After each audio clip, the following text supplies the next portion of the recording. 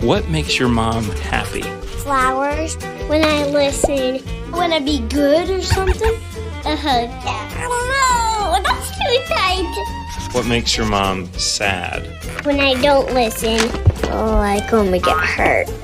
What's something that your mom does every day? Read the Bible. Cleans the house. I think work. Kisses me. What's something your mom always says to you? I love you. And brush my teeth. Go clean the room. Behave. Don't let the dog upstairs. Do not bother Mom while she's sleeping. How old is your mom? I think 5. 12. That's a very, very tricky question. I know she's a half and something. 70. What's your mom's favorite thing to do? Play with me. Sit in that chair. Date night. Shopping. Go shopping. Just do shopping every day. She always wants to go shopping. Me and I get tired. Doing that, it's kind of boring. Where's your mom's favorite place to go? Chinese restaurant. An animal shelter. I think it's to the mall. Go to the restroom. How are you and your mom the same? Our hair. Our eyes. We have the same thumbs. We're really flexible.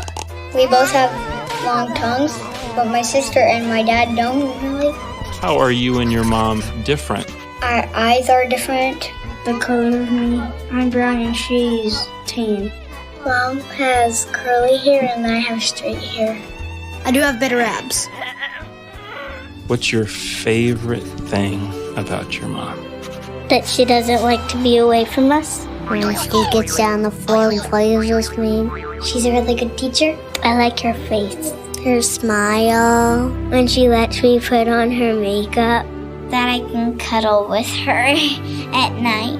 She is really special. She's really, really, really, really, really nice. How do you know that your mom loves you? She prays and she kisses me and she says, I love you. Because she's in my family. How she takes care of us. By making breakfast, doing my laundry. That she helps me get dressed. Takes me to all the things I do after school. That she plays games with me. Play soccer with me. Play bubbles. When I sit in her lap. We watch movies. We get our nails painted. Make a scrapbook. Fish. Outside cookouts and bonfires. She spends time with us and not all by herself. She's patient with us. She does everything with me. Because she says it every day. Kisses me every night. And all kinds of stuff. I just know that she loves me because she says, I'll always love you. She's awesome. She loves me no matter what. Like God. I love you, Mommy. Happy Mother's Day.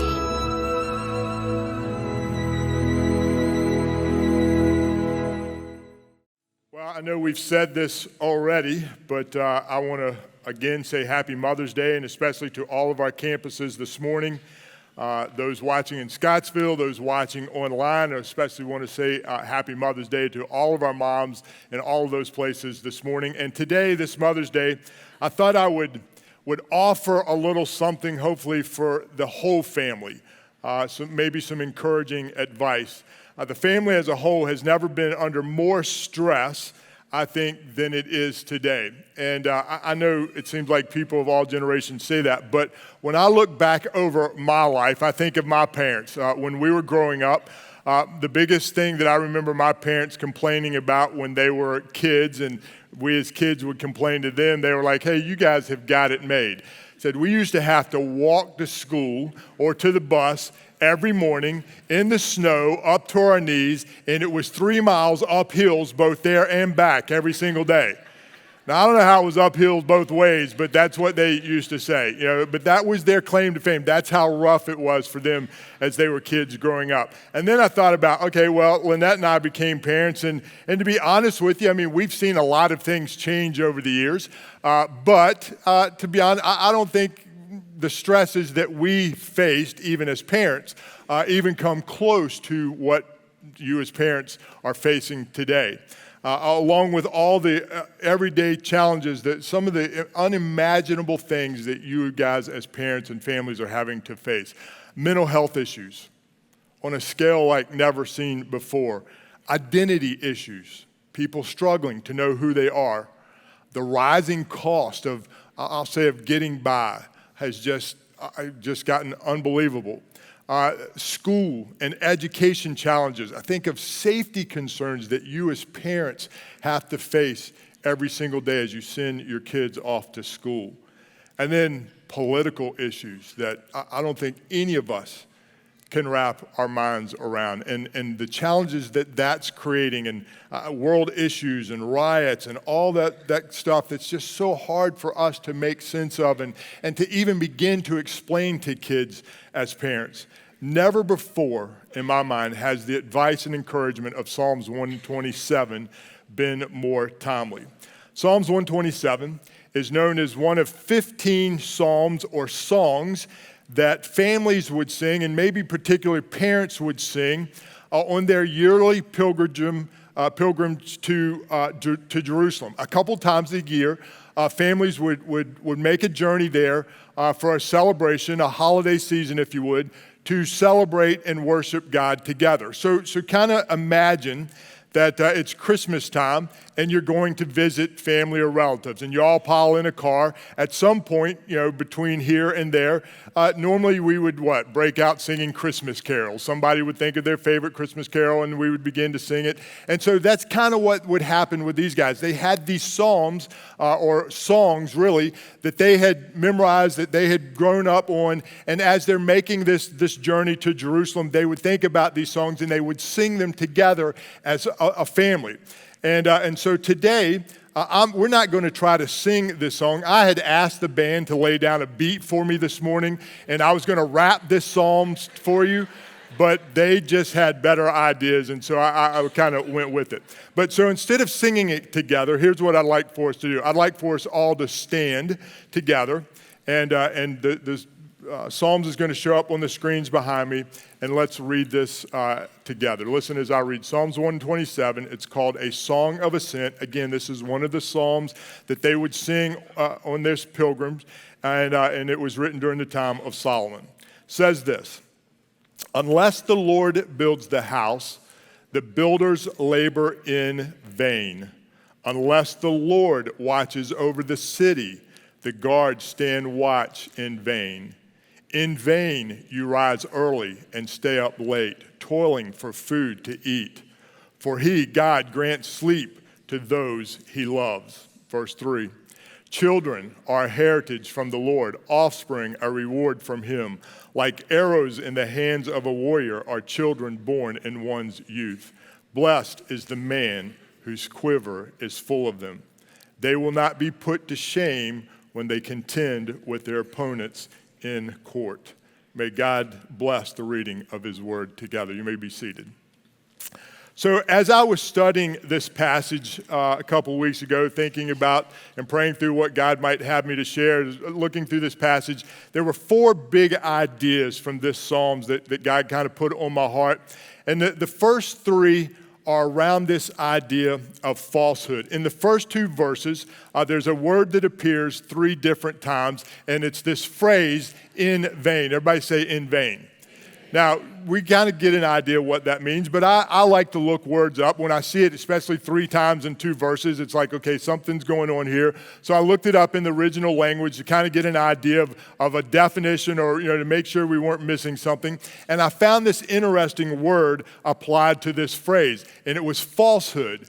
That in this phrase, there's some kind of falsehood that's being expressed or experienced. And so then I began to really break this down, and I found that really in just these first 3 verses alone, or first couple of verses, there's this sense of a false sense of stability, a false sense of security, and a false sense of provision.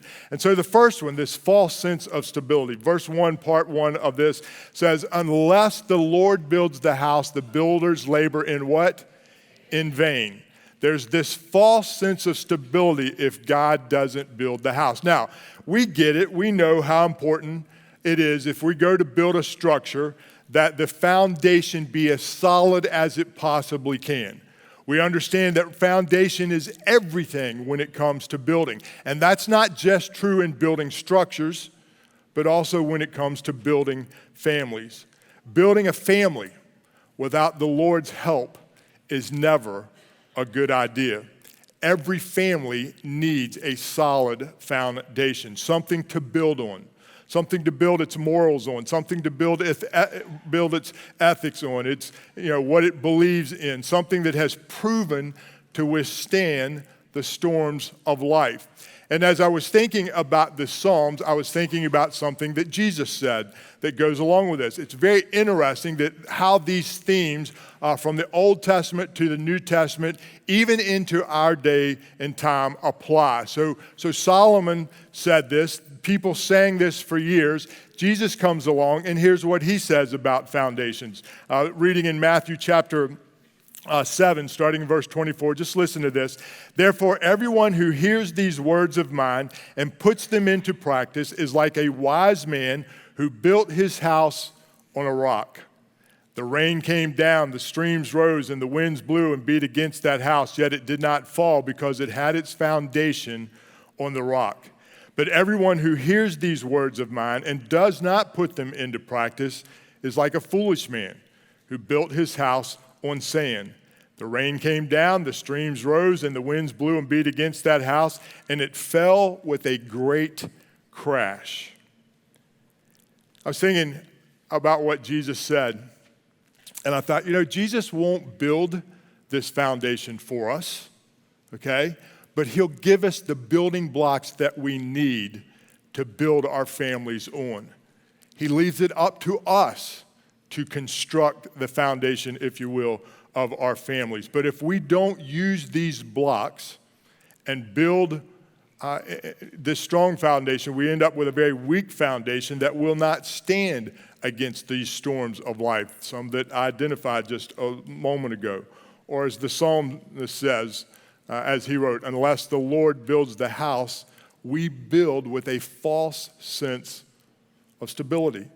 If God is not the foundation and something else is the foundation, we think we're building a great family, but the truth of the matter is we're not. There's this false sense of security. And if you as parents don't recognize it, let me tell you who does recognize it. Your kids recognize it. They know something's missing, something's not right, and they see it in us. And so this is why it's important for us, especially as parents, to make sure that we're building our lives on the solid rock of Jesus. The second falsehood that I see in this passage is a false sense of security, a false sense of security. The rest of verse 1 says this, unless the Lord watches over the city, the guards stand watch in vain.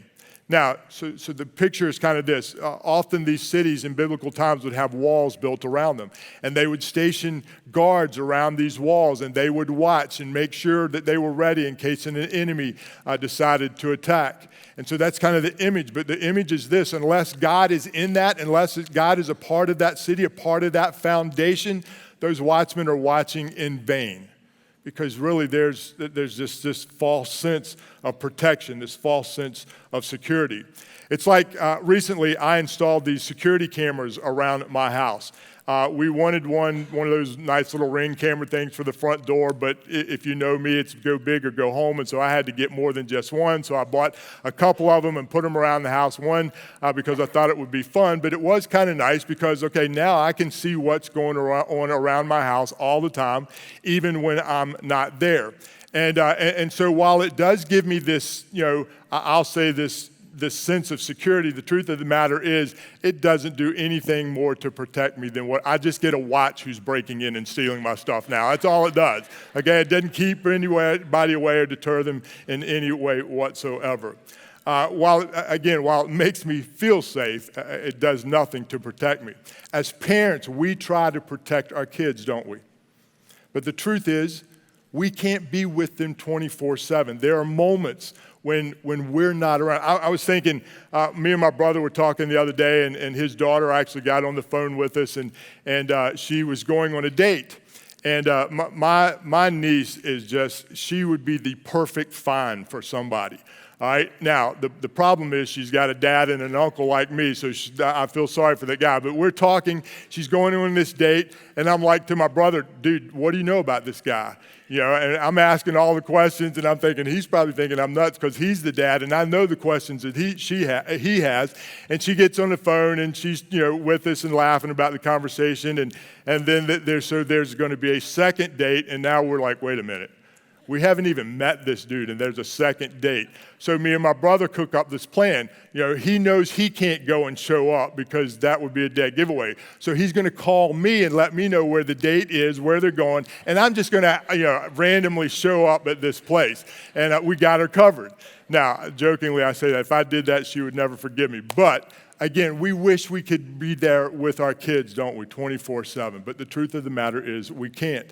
This is why, again, it's so important to have this foundation in our lives. Because if that foundation is there, when we're not there with our kids, then they have this sense of security in their lives. And I watch this with my niece. My niece is as solid as she can be. I really am not worried about her. I know she's going to take care of herself. She's going to make wise decisions because I know the foundation that my brother and his wife have instilled in their life. If the foundation is in place, the rest of the house will be strong. Again, protecting the family without the Lord's help provides this weak sense of security, of protection, this false sense. But when God is both the builder and the protector, nothing can stand against it. I love the way Paul puts it in this verse. He says, we are pressed on every side by troubles. As parents, especially parents today, you know this more than anybody. You know what you face on every single day. We are pressed on every side by troubles, but we are not crushed. We're perplexed. Sometimes we just don't know what to do, but not driven to despair. We are hunted down. Many families kind of feel like that way, that they're just constantly under attack, especially if you try to have any kind of morals, any kind of ethics, any kind of belief system in your life. There's just always somebody who's just waiting to tear that down. He says, but we're never abandoned by God, and that is a promise that we get from God, that God will never leave us. He'll never forsake us. He's always there with us. He says we get knocked down, but we're not destroyed. We might get knocked down, but we're going to get back up again. The issues facing families today are hardcore. We need the truth of God's word to remind us who we are and whose we are. And if that was never ever important, especially in a kid's life, a teenager's life today, to know who they are and to know whose they are. And the greatest truth that we have that gives us that is this book right here. I was thinking about Ephesians chapter 4. In Ephesians chapter 6, it talks about the spiritual armor of God, an exercise that we could go through every day of putting on the armor of God as we walk out into the world and we face the world. And it gives all of these pieces of the equipment, a helmet, a shield, all of these different things. And all of the pieces of the armor are defense mechanisms. Something to defend ourselves. But only one is an offensive weapon. And it's called the sword of the Spirit, or the Word of God. It is God's Word that tells us the truth. It is God's Word that we base our lives on. It's God's Word who tells us who we are and whose we are. And that is what we can build our life on. The Bible says you will know the truth. Jesus said it. And the truth will set you free. And not only will it set you free, but it will keep you free. And so when all of these attacks come from the evil one, if we know the truth about ourselves based on what God has said, the person who created us, then we can stand against those attacks every single day. We need God as both the builder and protector for our families. Third falsehood I see in this passage, these first couple of verses, is this false sense of provision. Now, this is a big one, especially if you're a person like me with a type A personality. This is huge. The verse says this, in vain, everybody say in vain, you rise early and you stay up late, toiling for food to eat. And then I love this last part. Well, I do sometimes. For God grants sleep to those he loves. He says it's either going to be this way or it's going to be this way. Many of us work hard, and in vain, we believe if we work hard enough, if we work longer hours, if we work maybe more than one job, that we can provide everything that our families need. But the problem is there's a trap there, because when is enough enough? And the truth of the matter is we don't know when that is. And so because we get caught up in this falsehood, this false sense of security, this false sense of provision that I'm the one providing for my house, for my family, then I need to make sure that I'm doing everything that I can. I need to work. And so we just keep playing this cycle. And the next thing you know, we're never there. We're never at home. When we do get home, all our family's getting is what little bit might be left over, all for a false sense of provision. I want you to look at what happens to those who trust God, the real provider. It says God loves you, and if you understand that, then you sleep good at night. How many of us aren't sleeping good at night because when we go to bed at night, you know what we're thinking about? Tomorrow, and all the things I got to do tomorrow. And and listen, the older I get, the more I'm thinking about tomorrow, and am I going to have enough to retire on? I'm going to, all of these things that everybody else wrestles with. Again, Jesus speaks to this years later. So the psalmist writes this. Jesus comes along and reiterates this same truth for you and I today. Just listen to what he says. Again, I'm reading in Matthew chapter 6. It says this: "Therefore I tell you," Jesus himself speaking, "do not worry about your life, what you will eat or drink, about your body, what you will wear. Is not life more than food, and the body more than clothes? Look at the birds of the air. They do not sow or reap or store away in barns, and yet your heavenly Father feeds them. Are you not much more valuable than they? Can any of one of you, by worrying, add a single hour to your life?" If worry would add an hour to my life, I'm going to live to be 200 years old. Can I just say that? All right, some of you are shaking your head. You can relate to that. He continues. He says, "Why do you worry about clothes? See how the flowers of the field grow? They do not labor or spin, and yet I tell you that not even Solomon in all of his splendor was dressed like one of these. If this is how God clothes the grass of the field, which is here today and tomorrow is thrown into the fire, will he not much more clothe you, O you of little faith?" So don't worry, saying, "What shall we eat, or what shall we drink, or what shall we wear? For the pagans run after these things, and your heavenly Father knows that you need them." And then he ends with these two verses. Verse 33, he says, "But instead of worrying about having enough," he says, "just seek his kingdom first and his righteousness, and all these things will be added to you, will be given to you as well."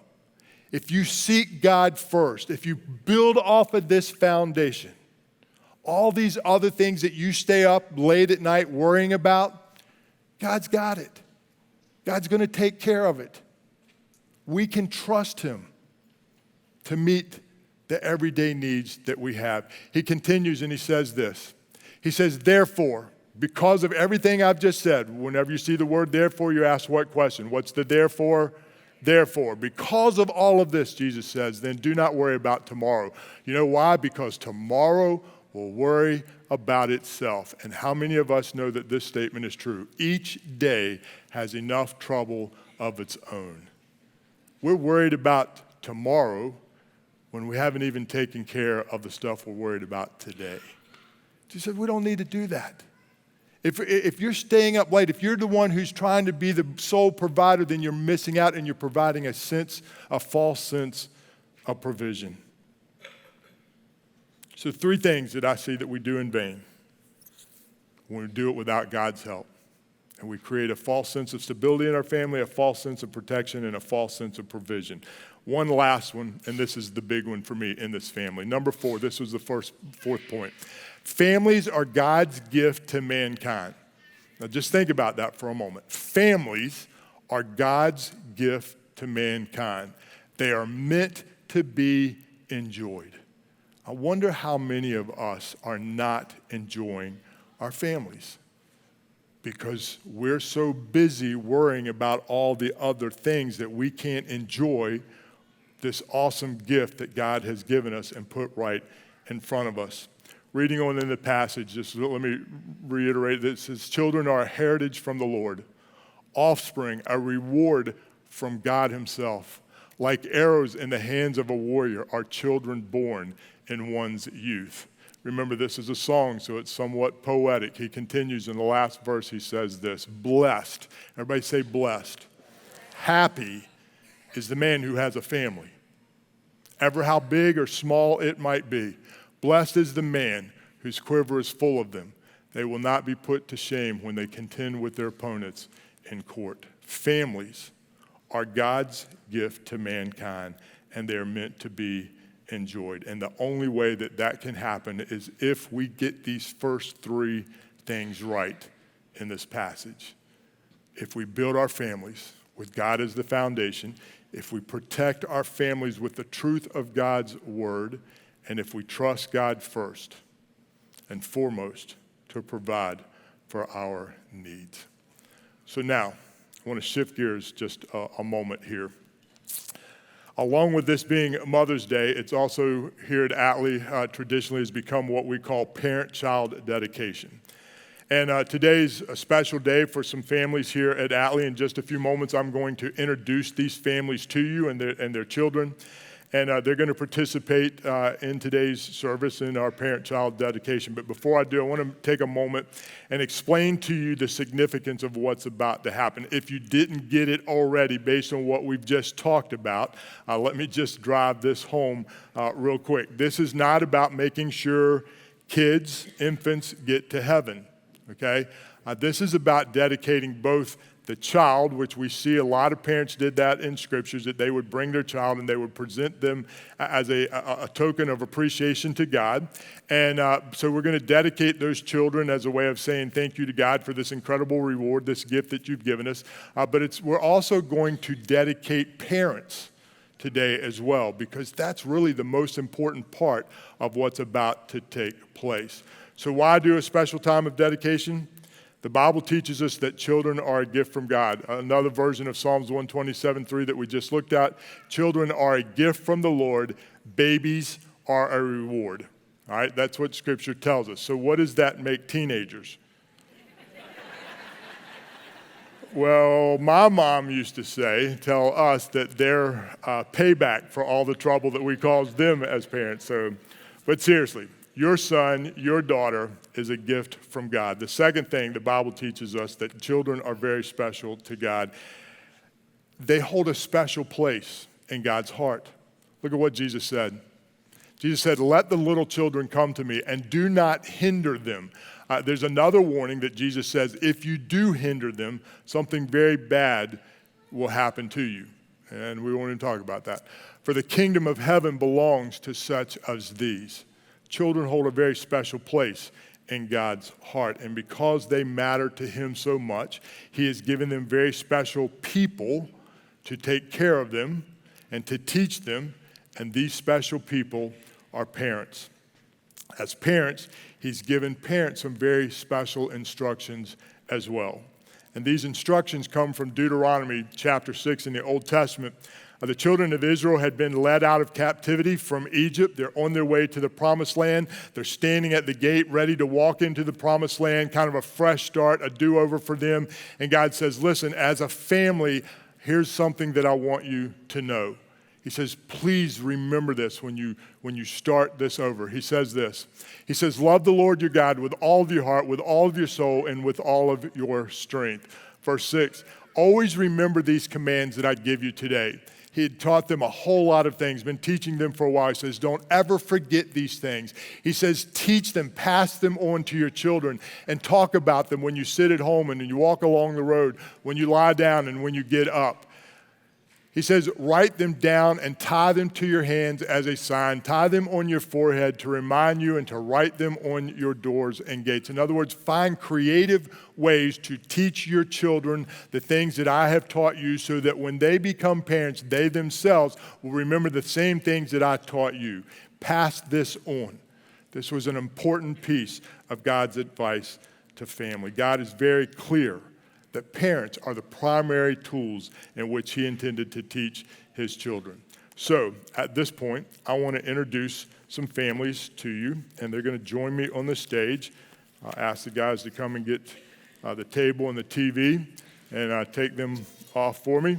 And so if I mess up any names, it's Trey's fault, okay? Just so we got that straight. All right, so the first couple joining me on stage is our very own Jeremy, his wife Virginia, and their 2-month-old daughter Eliza.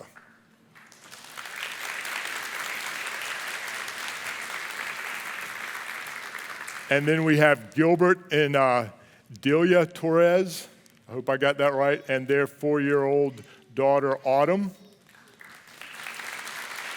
Come on down this way, guys. Jeremy, come on down here. Make sure we got enough room. Look at that sweet thing. Look, I put her to sleep. What can I tell you? Then we have Zach and Brandy Youngman and Finley, their 1-year-old. Yep, very good.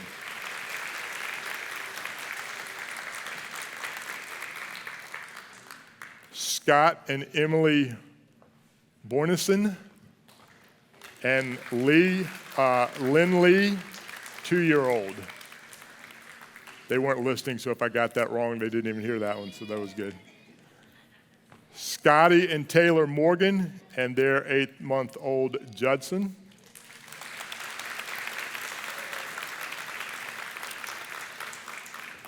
And next we have Taylor and Taylor Clements.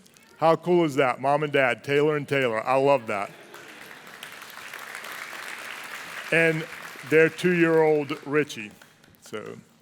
And then we have Kat and Jeremy Lester and Lola, their 2-year-old.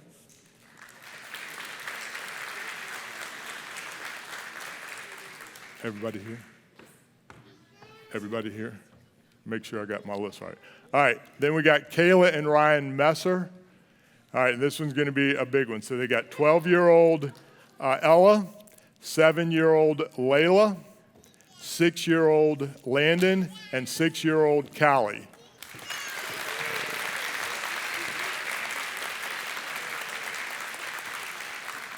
And then Laura and Brian Click.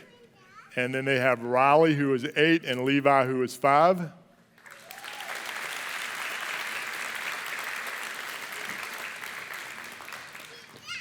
And then I have, which one? Okay, Katie Taylor and Hazel, who is 2. And I'm missing a name here. Yeah, so shift this way just a little bit so everybody can see you guys. Very good. All right, so that's everybody, right?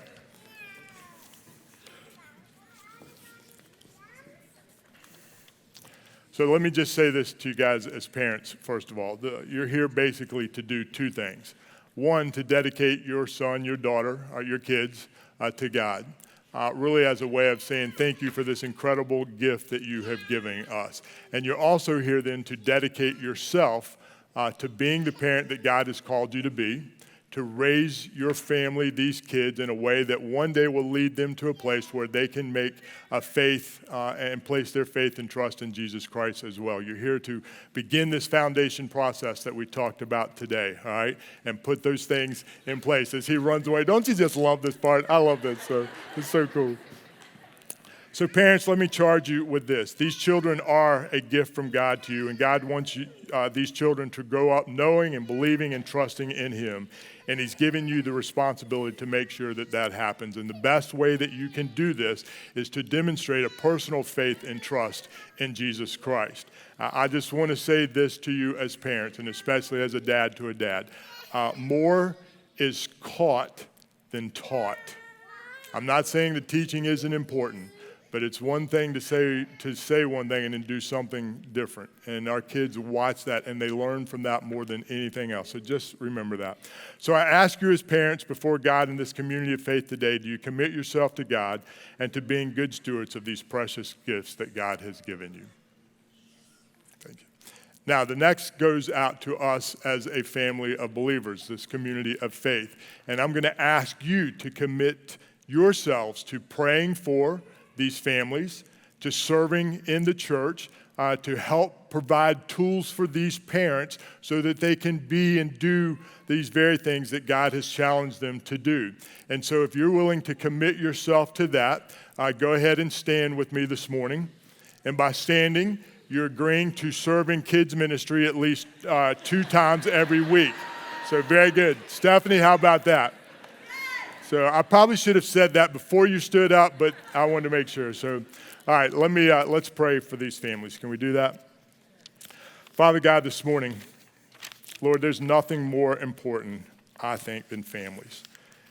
God, families really are a gift from you. And they're meant to be enjoyed. And Lord, we have an enemy who is doing his darndest to make sure that that doesn't happen. But God, today, for these families, I pray that that never happens. That God, that they do enjoy their families every single day. And so I pray for these moms, these dads. I commit them to you, Lord, and the tasks that you've given them. Father, teach them as parents so that they can teach those same things and truths to their kids. And God, we offer these kids as a blessing, a thank you to you. We commit them to you as well. Father, thank you for a childlike faith. God, may we as parents, as adults, learn from them. And then, God, for us as a community of believers, I pray that we will do our part to stand in the gap with these parents, for these families, to serve in any way that we can, to make sure that they have the resources and the tools that they need to be the parents that you've called them to be, and that the kids, Lord, also have a community of believers around them to encourage them, especially, Lord, in this time in which we live. Father, we love you, we praise you, and I commit these families to you in the name of your Son, Jesus Christ. And we all agreed together and said, amen. Thank you. So can we give it up for these families?